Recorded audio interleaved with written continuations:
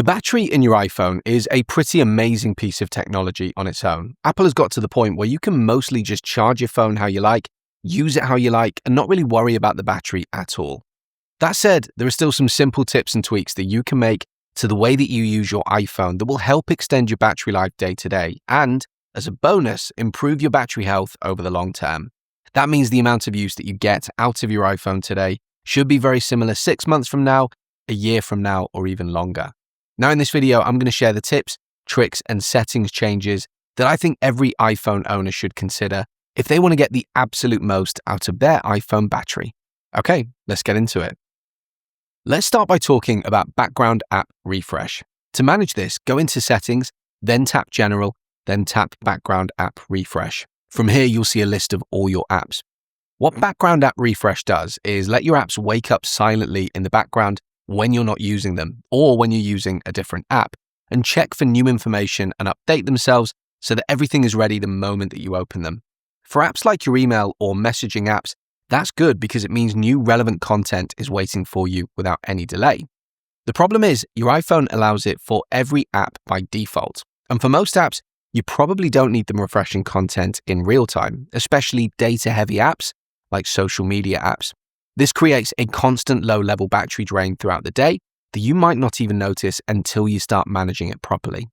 Managing it is one of the fastest ways to see an improvement in your overall battery life. Work through the list here in the settings page for background app refresh and disable it for apps that you don't really care about. Things like games, shopping apps, social media apps, or anything else where you don't need instant updates.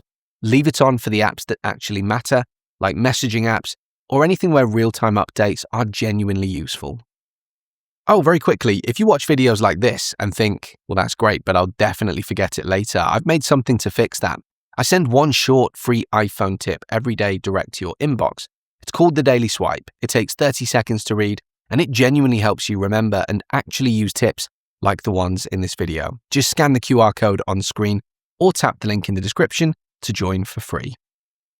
If your iPhone supports it, which is any Pro iPhone since the 14 or any of the iPhone 17 range, you can manage Always On Display. To do this, go into Settings, then Display and Brightness, then tap into Always On Display. Always On Display is a feature that keeps part of your screen active all the time, even when your iPhone is locked. It shows your lock screen, your wallpaper, the time, and any notifications or widgets that you've got set up. It's a great feature if you like being able to glance at your phone and see the time or check for notifications without having to tap the screen. But not everyone wants or needs it, and if you don't care for it, it's an easy win to switch it off. Even at low refresh rates, the Always On Display is still using power constantly throughout the day. And because your iPhone has an OLED screen, any pixel that's lit is using power, even if it's dim. So if you've got a bright wallpaper showing, that's a lot of pixels that are constantly active. Turning it off gives an immediate and noticeable battery improvement.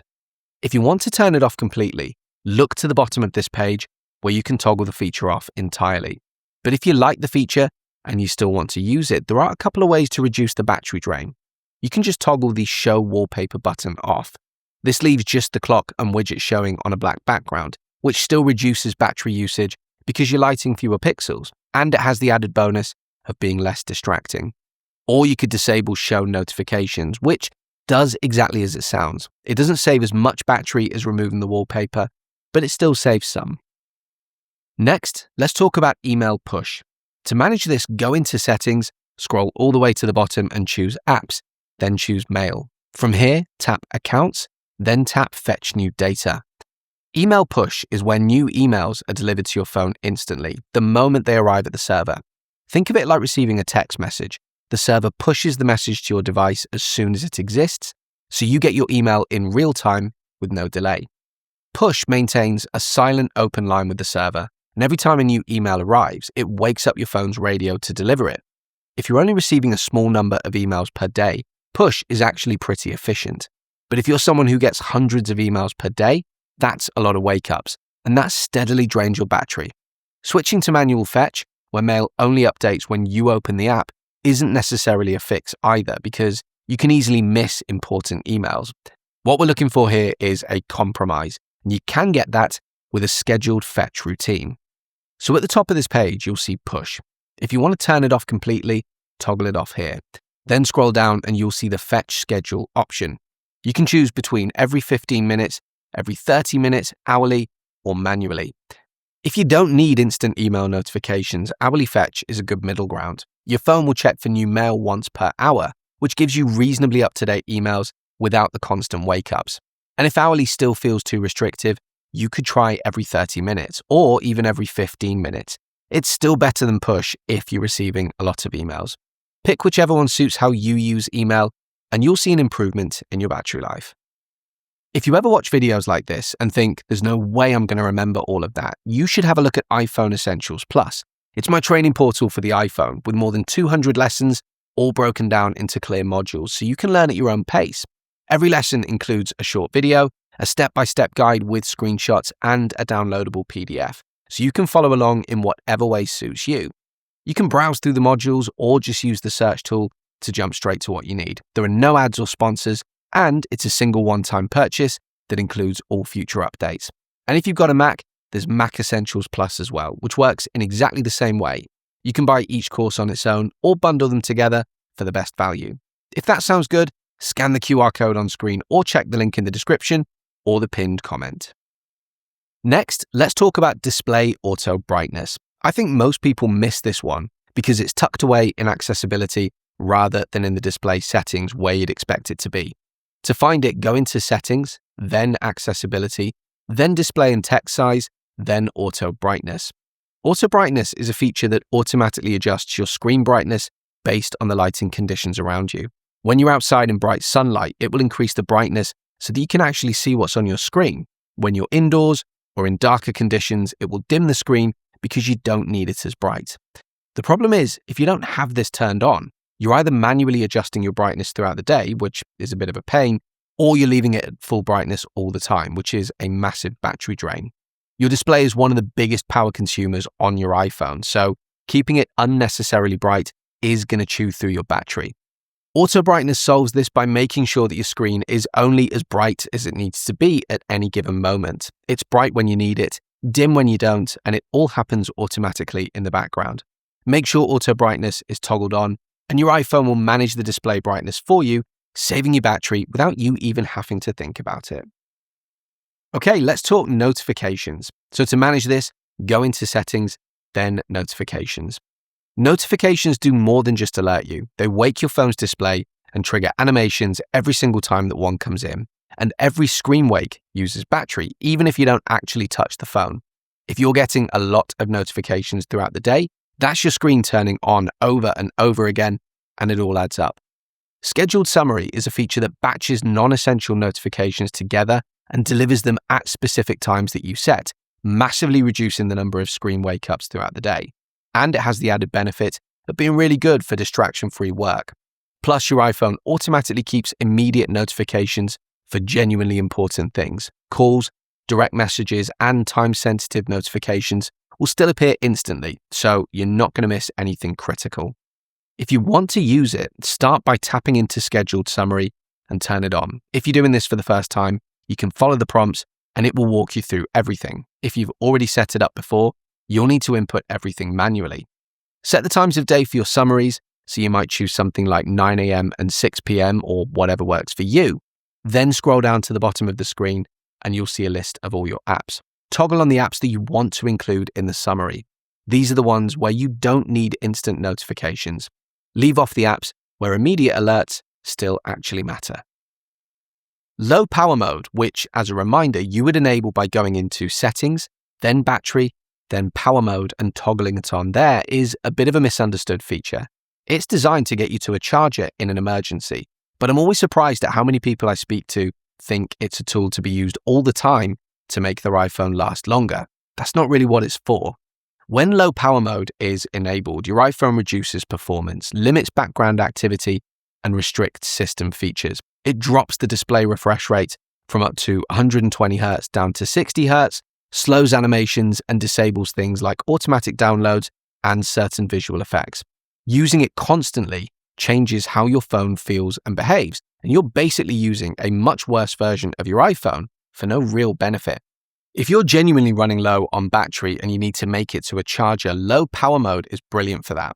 But if your iPhone supports it, adaptive power is the better long-term solution for everyday battery management. It's available on Pro models from the iPhone 15 onwards and all iPhone 17 models. It uses AI to learn your daily routine, and if it predicts that you won't make it to your usual bedtime charge, it subtly adjusts performance earlier in the day to make sure you last.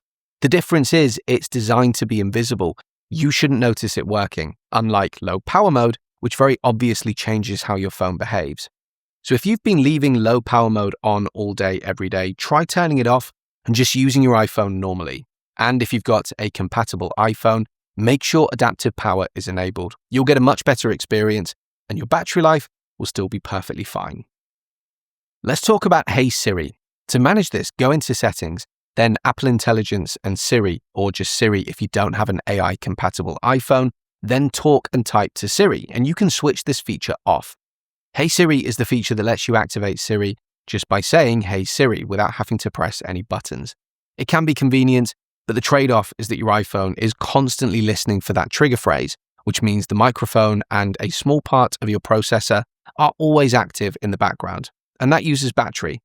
If you're someone who uses the feature a lot, leave it on. But for the rest of us, you can access Siri by holding the side button, which is usually more convenient anyway. Turning off Hey Siri can save you a decent amount of battery over the course of a day, and you're still getting full access to Siri when you actually need it. It's one of those features that sounds really useful, but I think you either use it all the time or you never use it. If you're more of the latter, and if you're looking for easy battery savings, switch it off and see if you even notice the difference. Let's talk about charging and battery health. To manage this, go to Settings, then Battery, then Charging. Lithium-ion batteries don't like being at 100% or 0% charge for prolonged periods. Keeping them at those extremes for too long can degrade the battery over time. So managing how your phone charges is about conserving battery health in the long term. If your iPhone is from the iPhone 15 Pro onwards, you can set a manual charge limit. You'll see a slider where you can choose your charge limit in 5% increments, 80%, 85%, 90%, or 95%, instead of always charging to 100%. iOS 26 can now suggest a charge limit based on your daily usage. If you regularly use most of your battery throughout the day, a higher limit makes sense. If you only use half your battery each day, a lower limit reduces wear. My iPhone 17 Pro, for example, advised me a charge level of 85% because I spend most of my time close to a charger and rarely go beyond about 30% charge in a day. If you're on an iPhone 14 or older, or if you just don't want this set manually, optimized battery charging is your alternative. What it does is hold the charge at around 80% overnight, then finish charging just before you usually unplug your phone in the morning. It works best when your routine is consistent, but it needs at least 14 days to learn your charging habits. The problem is it relies on location services and significant locations to work properly. If you've turned those off, it can't learn your routine. If you check this by going to Settings, then Privacy and Security, then Location Services, then System Services, and making sure significant locations is turned on. The goal here is practicality, not chasing perfect battery health numbers. Pick whichever approach suits how you use your phone. Adaptive power is one of the most important battery features in iOS 26, and if your iPhone supports it, it's a great feature that you should be using. That's Pro models from the iPhone 15 onwards and all iPhone 17 models, and you find it by going into Settings, then Battery, then Power mode. The way that adaptive power works is it only engages when your battery usage is higher than normal. It manages brightness, background activity, and performance automatically, and it works silently unless you enable notifications. It might slightly lower your brightness or slow down background tasks, and it can make certain actions take a little bit longer. At 20%, it can even automatically enable low power mode. Any slight slowdown is intentional and temporary, and not a bug. Here's the important bit. It needs around 7 days to learn your usage before it does anything meaningful. The mistake that most people make is judging it too quickly. They turn it on, don't see an immediate difference, and assume it's not doing anything, so they turn it off. If you've got a compatible iPhone, turn adaptive power on, and then just leave it alone. Give it a week or so to learn how you use your phone. And after that, it will start making intelligent adjustments in the background without you even noticing. Vibrations, which are typically known as haptics when we refer to them on the iPhone, use the Taptic engine, and that consumes power. The Taptic engine is a mechanical component that physically moves inside your phone to create those vibrations, and because it's a moving part, it uses a fair bit of energy every time it fires. Notification haptics add up quickly across the day. If you're getting a lot of notifications, that's your Taptic engine firing over and over again, and it all contributes to battery drain. The good news is that you can reduce this without losing all the benefits of haptic feedback. A good balance is to have vibrations only in silent mode. That way, when your phone is on silent, you still get the haptic feedback so that you know that something's happening. But when your ringer is on, you're already getting an audible alert, so the vibration is a bit redundant anyway. To manage this, go into Settings, then Sounds and Haptics. In here, you'll see haptics under ringtones and alerts. You can change this from always play to play in silent mode or never play if you don't want them at all. You can also scroll down to keyboard feedback. In here, you can have haptic enabled for typing if you like the feedback, but it is quite a significant system drain. If you're typing a lot throughout the day, turning this off will definitely save you some battery. And while you're in this section, you'll also see a system haptics toggle. Toggling it off is obviously going to reduce battery strain, small change but noticeable over time. Poor cellular signal is one of the biggest hidden battery drains on your iPhone. When you're in an area with weak signal, your phone boosts power constantly trying to stay connected to the network, and that uses a lot of battery. The problem is, this isn't really about settings, it's about environment. You can't fix bad signal, but you can manage how your iPhone behaves when it happens. In weak 5G areas, switching to 4G or LTE can actually help.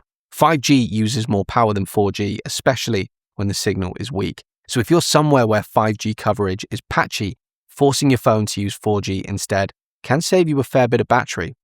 To do this, go into Settings, and then the steps are the same, but they may be worded differently depending on the part of the world that you're in.